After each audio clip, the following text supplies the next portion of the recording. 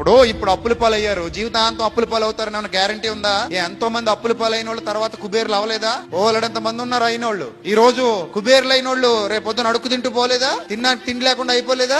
ఓలడంత మంది ఉన్నారు. అందుకే పెద్దలు అంటారు బళ్ళు వాళ్ళు అవుతాయట, వాళ్ళేమవుతాయట, బళ్ళు అవుతాయట. పరిస్థితులు ఎప్పుడు ఒకలా ఉండవు, గుర్తుపెట్టుకోండి. చాలా మంది పరిస్థితులు ఎప్పుడు ఒకలాగే ఉంటాయనుకుని చచ్చిపోతుంటారు బుద్ధిహీనులు. వర్షాకాలాన్ని చూసి చచ్చిపోతే శీతాకాలం రాబోతుందన్న విషయం గుర్తుకు రావాలి నీకు. శీతాకాలంలో చలికి చచ్చిపోతారనుకుంటే ఎండాకాలం రాబోతుందన్న వాస్తవం అర్థం కావాలి నీకు. ఎండాకాలంలో వేడికి చచ్చిపోతారనుకుంటే వర్షాకాలం మరలా రాబోతుందన్న విషయం నీకు అర్థం కావాలి. లైఫ్ అనేది ఒక చక్రం, ఎప్పుడు ఒకలా ఉండదు. 9 నెలలు సంతోషంగా ఉండి 9వ నెల పూర్తయ్యేసరికి ప్రసవ వేదన అనుభవించి చచ్చిపోవాలన్నంత బాధ అనుభవించి తర్వాత పిల్లాడు కేరమనగానే అన్ని మర్చిపోయి వాడిని ఎత్తుకుని ముద్దులెట్టేసుకుని నవ్వేసుకుంటుంది తల్లి. అంటే ఈ సమస్యలు, కష్టాలు, కన్నీళ్లు వస్తాయి, పోతాయి, ఉండవు.